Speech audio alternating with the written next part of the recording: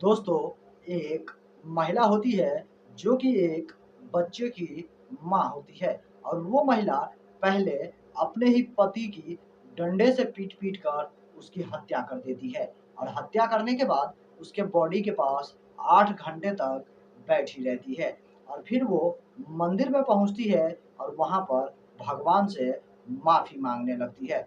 वो कहती है कि मैंने अपने पति की हत्या कर दी, इसलिए मुझे माफ़ करना भगवान जी। आखिरकार उस महिला ने अपने पति की हत्या क्यों कर दी और वो उस मंदिर में पहुंचकर माफ़ी क्यों माँग रही थी? आखिर इस सारी घटना के पीछे की वजह क्या है? तो चलिए इस पूरी कहानी को विस्तार से समझते हैं। नमस्कार दोस्तों, मेरा नाम है सुशील पंडित और आज की यह घटना छ छतरपुर जिले की है। उसी के अंतर्गत एक छोटा-सा इलाका होता है, जहाँ पर एक व्यक्ति रहता है, जिस व्यक्ति का नाम दीनदयाल कुशवाहा होता है और उसकी उम्र लगभग 25 से 30 वर्ष के बीच होता है और उसकी एक पत्नी थी, जिनका नाम नीलम कुशवाहा होता है और उस महिला की उम्र भी लगभग 23 से 25 वर्ष के बीच थी और उस महिला की एक बेटा था, जिसका उम्र लगभग 4 से 5 साल का था। और वो महिला अपने पति से लड़ाई-झगड़े करके उससे प्रताड़ित होकर लगभग 3 सालों से अपने मायके में रह रही थी और इधर उसका पति जो कि शराबी होता है, नशेड़ी होता है, अक्सर शराब पीकर अपनी पत्नी के साथ मारपीट किया करता था। इसीलिए उसकी पत्नी उसे छोड़कर अपने मायके में रह रही थी।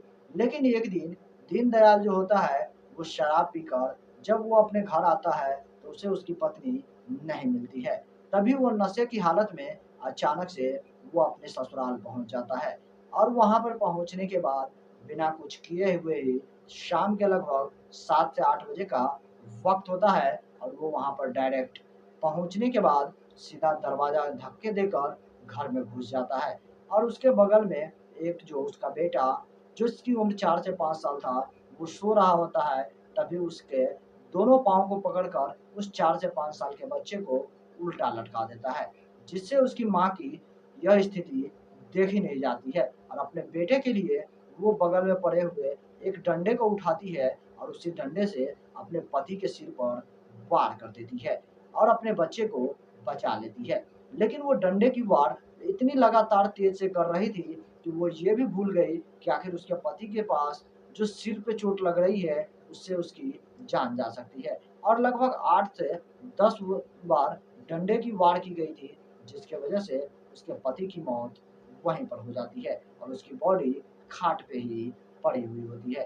अब वो महिला नीलम कुशवाहा बहुत ही ज़्यादा पछताने लगती है।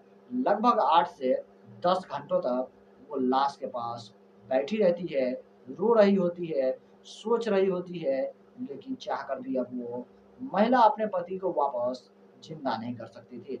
आखिरकार थक हार जाती है और तब वो अपने ही नज़दीकी मंदिर में पहुँचती है और वहाँ पर पहुँचने के बाद भगवान से अपने पति की हत्या की माफ़ी माँगती है। वो कहती है, मैं नहीं चाहती थी कि मेरे पति की जान चली जाए, लेकिन अपने बेटे को बचाने के लिए मैंने अपने पति के ऊपर डंडे की वार की थी, जिससे उनकी मौत हो गई, इसलिए मुझे माफ़ करना भगवान जी। और उसके बाद वो महिला वहाँ से सीधे अपने नज़दीकी पुलिस स्टेशन पहुँचती है और वहाँ पर पहुँचने के बाद वो वहाँ पर पुलिस वाले को बताती है कि वो अपने पति की हत्या कर दी है और वो भी उसके सिर पर डंडों से वार करके। जब पुलिस वाले को ये बात पता चलती है, तब पुलिस वाले उस महिला के साथ उसके घर पर पहुँचते हैं। जहाँ पर पहुँचने के बाद देखते हैं कि घर के अंदर खून बिखरा पड़ा था और खाट पर उसके पति की लाश पड़ी हुई थी। आखिरकार पुलिस वाले उसकी बॉडी को पोस्टमार्टम के लिए भेजते हैं और अगल-बगल के जो खून के सैंपल होते हैं, उसे उठा लेते हैं और साथ ही साथ उस महिला नीलम कुशवाहा को गिरफ्तार कर लिया जाता है और उसके बाद उसे जेल ले जाया जाता है।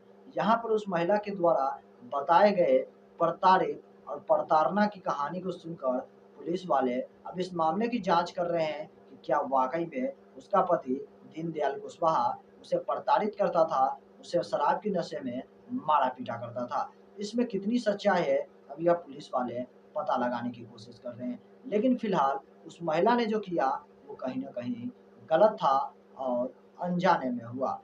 एक बेटे को बचाने के लिए हर एक माँ योद्धा की तरह किसी से भी लड़ पड़ती है। चाहे वो अपने बेटे को बचाना हो तो अपने पति से भी लड़ पड़ती है। लेकिन यहाँ पर वो जुनून में, गुस्से में, आवेश में यह भूल गई कि जिसके ऊपर वो डंडे से वार कर रही है वो उसका पति है। बाकी दोस्तों, इस कहानी को सुनने के बाद आपको क्या लगता है? उस महिला ने जो किया, क्या वो गलती था या अनजाने में की गई गलती है? तो इसे माफ़ कर दिया जाए। आप लोग कमेंट में ज़रूर बताइएगा। बाकी इस अजीबो-गरीब घटना को सुनाकर हमें किसी के दिल को ठेस पहुँचाने का कोई भी इरादा नहीं है। बस आप लोगों को जागरूक करना है और अजीबो-गरीब घटनाओं से आप लोगों को सतर्क करना है। तब तक के लिए दोस्तों, इस वीडियो से मैं विदा लूँगा और फिर मैं मिलूँगा एक नए एपिसोड में एक नई कहानी के साथ। तब तक के लिए जय हिंद, जय भारत, सतर्क रहिए, सावधान रहिए।